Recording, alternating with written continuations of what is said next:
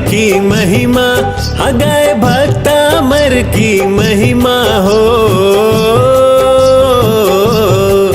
गाए भक्तामर की महिमा, गाए भक्तामर की महिमा के आदेश्वर दरबार में, आदेश्वर दरबार में जयकारा। करे वंदन ऋषभ प्रभु को, करे वंदन ऋषभ प्रभु को, कि दर्शन को हम आए, दर्शन को हम आए, जयकारा। नाटक के माध्यम से देखेंगे कि किस प्रकार मुनि मानतुंगाचार्य के हृदय से स्फुटित उद्गारों ने महाकाव्य भक्तामर स्तोत्र का रूप ले लिया, जो आज एक जैन समाज की बहुत बड़ी धरोहर है। भक्तामर की स्तुति करके हम अपने सारे पापों के बंधन से छूट सकते हैं।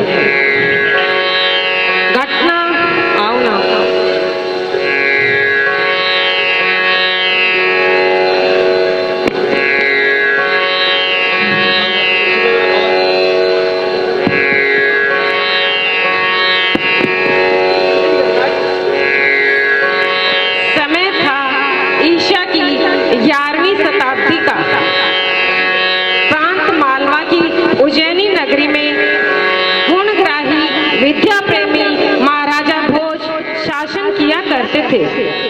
उनको संस्कृत साहित्य एवं काव्य में प्रगाढ़ रुचि थी। उनके शासन काल में संस्कृत भाषा ही राजभाषा थी, जिसके प्रचार एवं प्रसार हेतु निरंतर अपार धनराशि राजकीय कोषागार से व्यय की जाती थी। महाराजा भोज की राज्यसभा में कवि रत्न कालिदास, वर रुचि जैसे उच्च कोटि के विद्वान सभासद थे, जिनके समक्ष तत्कालीन सुप्रसिद्ध विद्वान भी नतमस्तक होते थे। यही थी समय की धारा। तो आइए चलते हैं हम राजा भोज के दरबार में।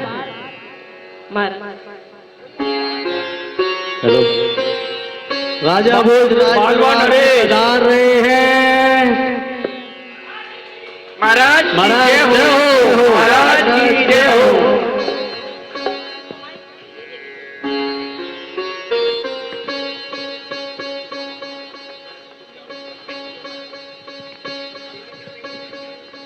आज की कार्रवाई प्रारंभ की जाए। शुरू करो। महाराज की जय हो। महाराज, आज हमारी राज्यसभा में बहुत से साहित्यकार, कवि, हमारे अतिथि, कुछ विदेशी मित्र, साहित्यकार एवं कविता में रुचि रखने वाले उपस्थित हैं।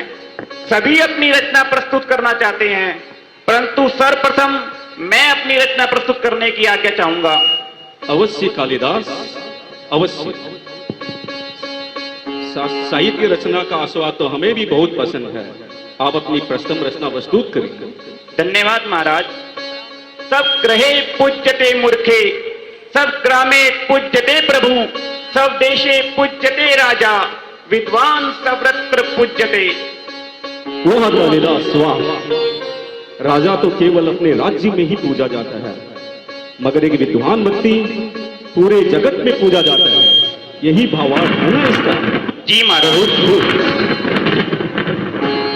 क्या सभा में उपस्थित कोई और अपनी रचना प्रस्तुत करना चाहते हैं? जी महाराज। दर्शनम देव देवस्य, दर्शनम पाप नाशनम, दर्शनम स्वर्ग सोपानम, दर्शनम मोक्ष साधनम। वाह, बहुत खूब, बहुत खूब।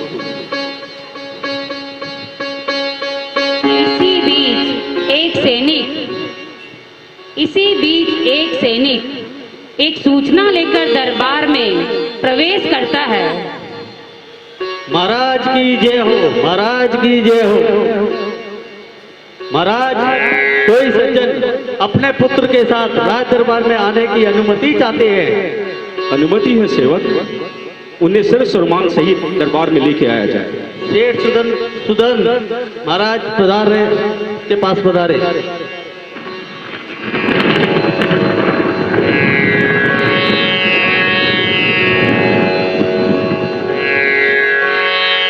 प्रणाम महाराज। आयुष्मान भव। आओ सुदत सेठ। दरबार में आपका स्वागत है।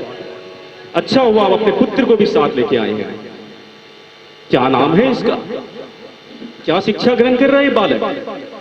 महाराज, इसका नाम मनोहर है और इसने अभी विद्या अध्ययन आरंभ किया है। बहुत खूब। आओ बालक, निकट आओ, घबराओ मत। कोई काव्य या रचना भी आती है आपको?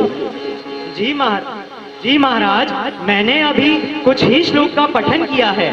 पृथ्व्याम त्रीणि रत्नानि जलम अनम सुभाषितम मूढ़ै पाषाण खंडेषु रत्न संज्ञा विधीयते।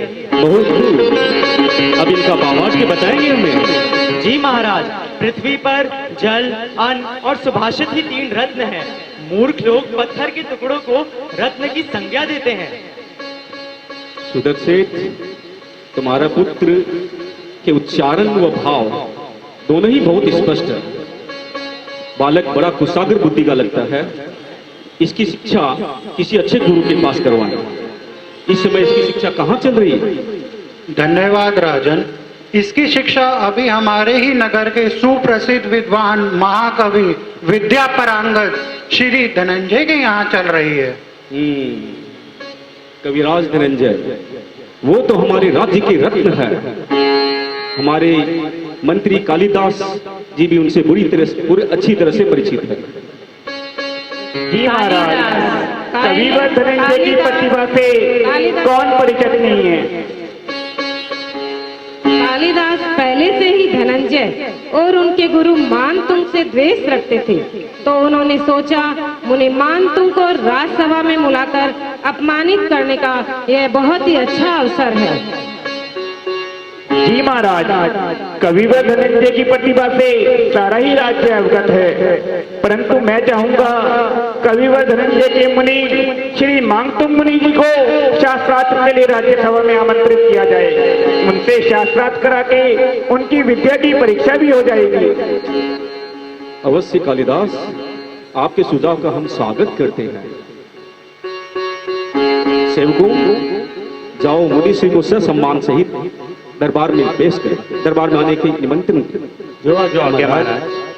मंत्री जी, आज की कार्रवाई यही स्थगित की जाए। दोनों मंत्री, दोनों सैनिक जंगल की ओर प्रस्थान करते हैं, जहां मुनि मानतुंगाचार्य साधना में लीन है।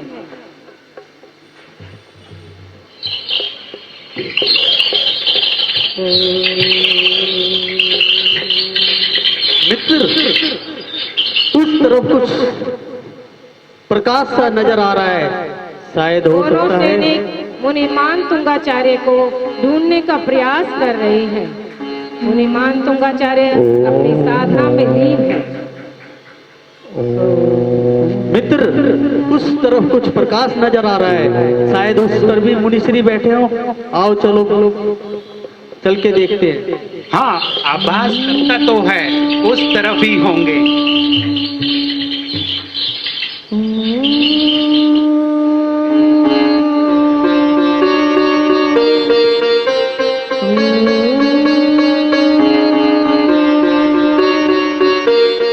मुनिश्री प्रणाम।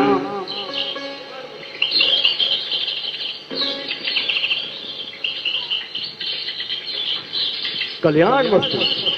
मुनिश्री, राजा भोज ने आपको राज दरबार में आमंत्रित किया है।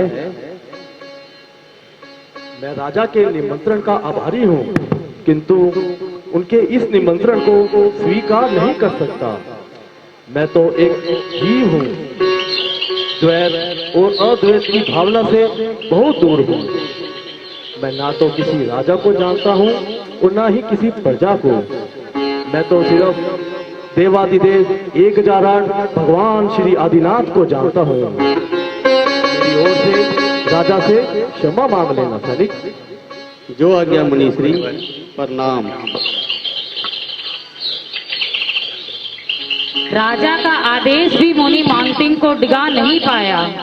वे अपनी साधना में वैसे ही लीन रहे। दोनों सैनिकों को राज दरबार में खाली हाथ ही लौटना पड़ा। तो चलिए मौन ही रहते हैं।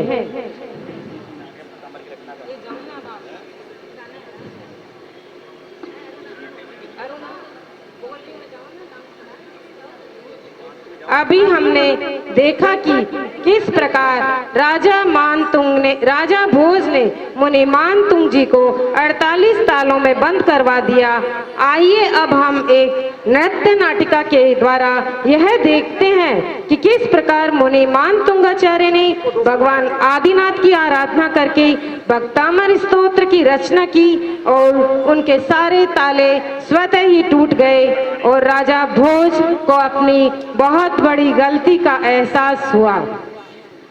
काल कोठरी के अंदर मुनि मानतुंगाचार्य अपनी साधना में लीन है और वे काव्यों की रचना उनके द्वारा अपने आप स्वतः ही होती जाती है। वैसे वैसे एक एक ताले उनके टूटते जा रहे हैं।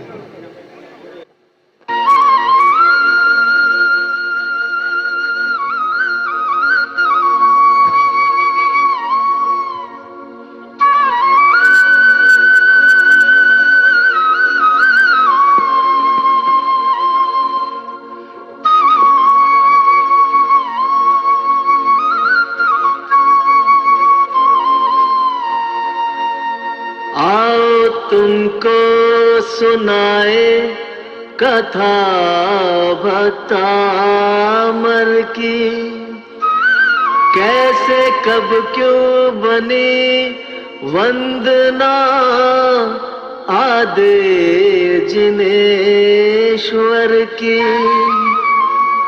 मानतुंग मुनिवर ने कहा लिखे काव्य,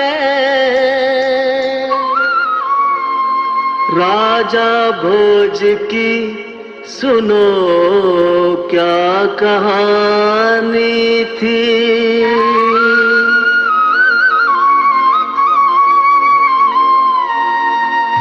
द्वारों पे ताले राजा ने डाले, द्वारों पे ताले राजा ने डाले, मुनि को जंजीरों में जकड़ा गया है। मुनि को जंजीरों में जकड़ा गया है। हाँ, मुनिवर ने समझा, तुम सब भी समझो। मुनिवर ने समझा, तुम सब भी समझो। भक्तामर की रचना का समय आ गया है। भक्तामर की रचना का समय आ गया है।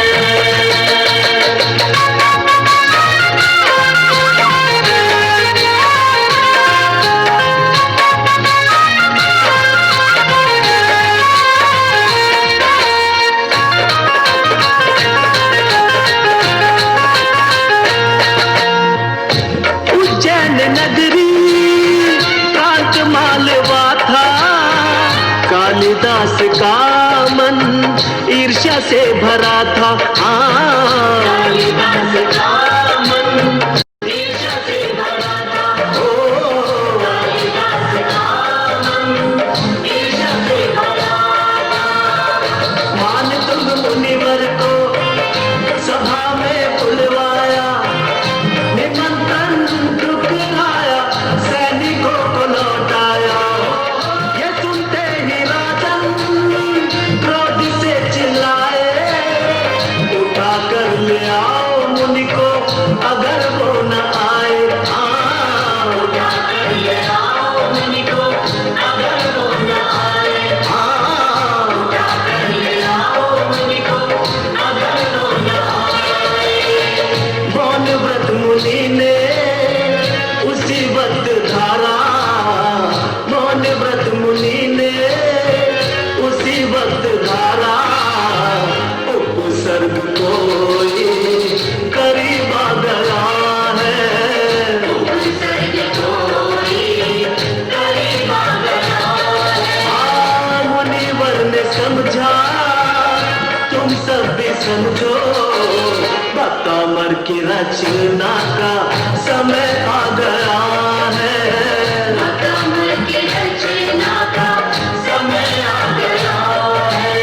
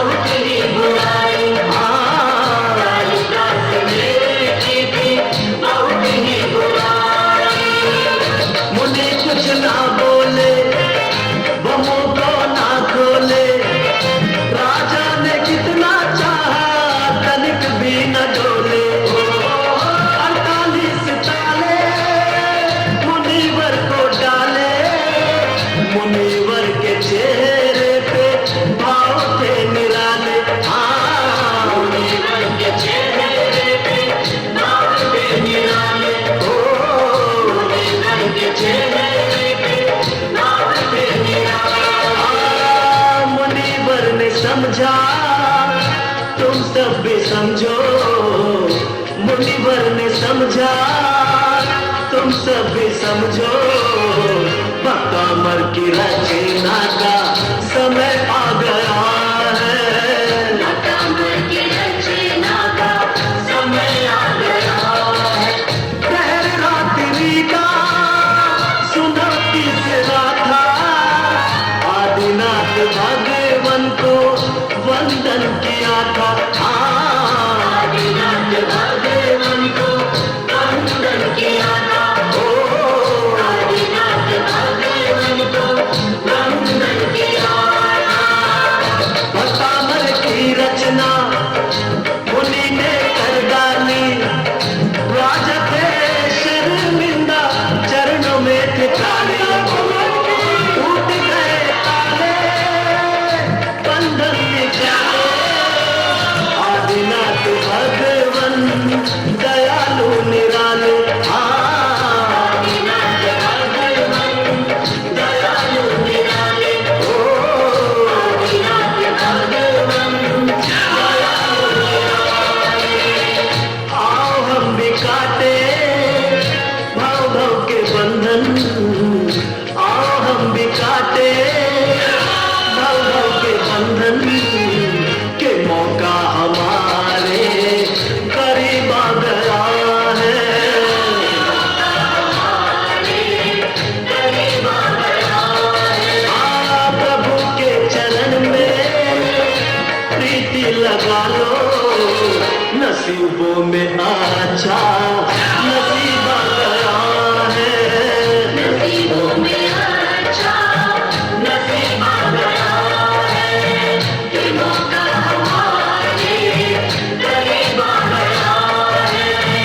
नसीबों में अच्छा नसीब आ गया है। कि मौका हमारे करीब आ गया है।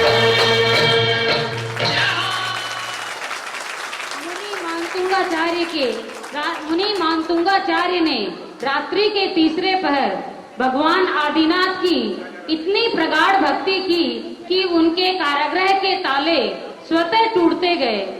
जैसे जैसे मुनि एक एक काव्य रचते गए, एक एक ताला टूटता गया और वे कारागृह से बाहर आ गए।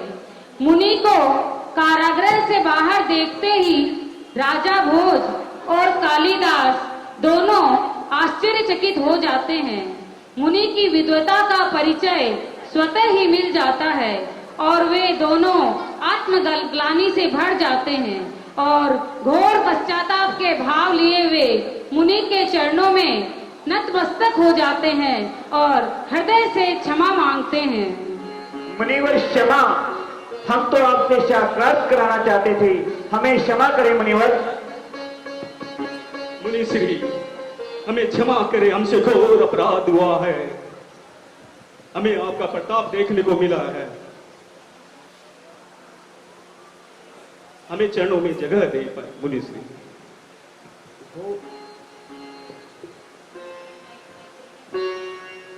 उठो राजन उठो। जिन देव की बत्ती से 48 ताले ही क्या, जन्म जन्म के बंधे कर्मों का भी नाश हो जाता है। देव की महिमा अपरंपार है। जिन देव की वाणी अमृत है, ज्ञान का सरोवर है। अहिंसा परमो धर्म ही जैन धर्म की आन है और जीने की शान है। जिन भक्ति से ही मोक्ष के द्वार खुल जाते हैं राजन, और मोक्ष के द्वार खुल जाते हैं। राजा भोज ने मुनिराज से प्रभावित होकर श्रावक व्रत धारण किए। अपने राज्य में जैन धर्म का विशेष प्रचार एवं प्रसार किया। वह राजकोष से अपार धनराशि जैन धर्म के लिए खर्च की। जाओ कालिदास, हमारे राज्य के हर जगह पर जैन धर्म का पटाखा फैला दो। जैसी आज्ञा जैन धर्म की जय हो। आदिनाथ भगवान की जय हो। मुनि श्री मानतुंगाचार्य जी की जय अब दोनों राजा भोज व मुनिमान तुंगाचार्य वहां से प्रस्थान करते हैं। यह एक ऐसा स्तोत्र है जो हमारे लिए शारीरिक, मानसिक एवं चैतसिक तीनों परिवर्तन का आधार है। इनका स्मरण करने से जीवन में सकारात्मकता बढ़ती है। तो आइए देखते हैं भक्तामृत स्तोत्र की महा आराधना।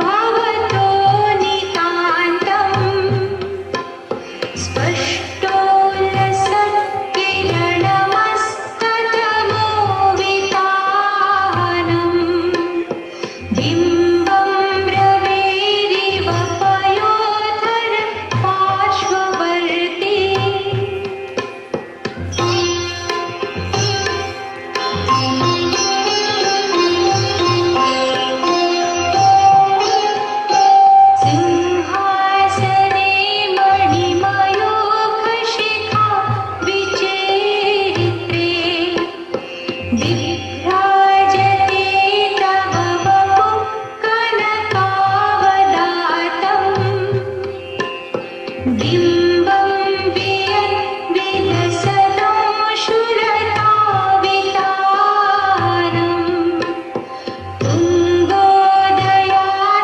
तुङ्गोदयाद्रिशिरसीव सहस्ररश्मे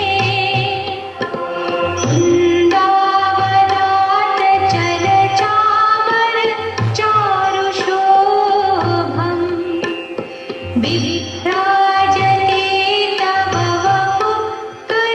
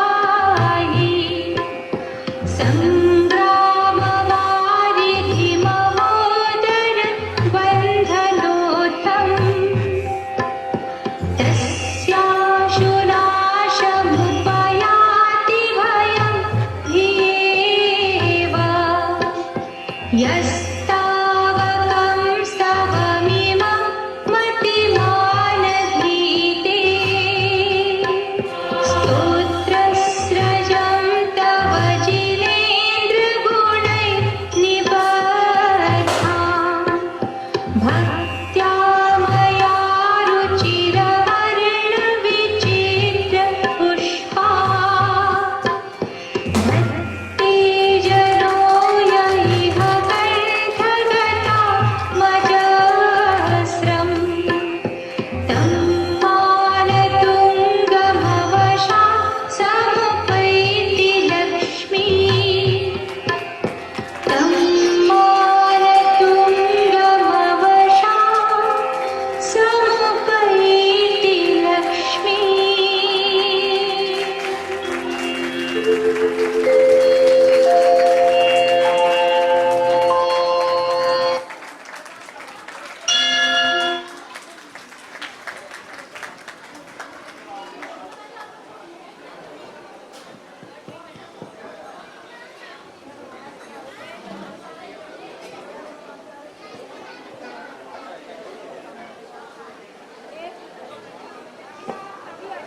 हेलो हेलो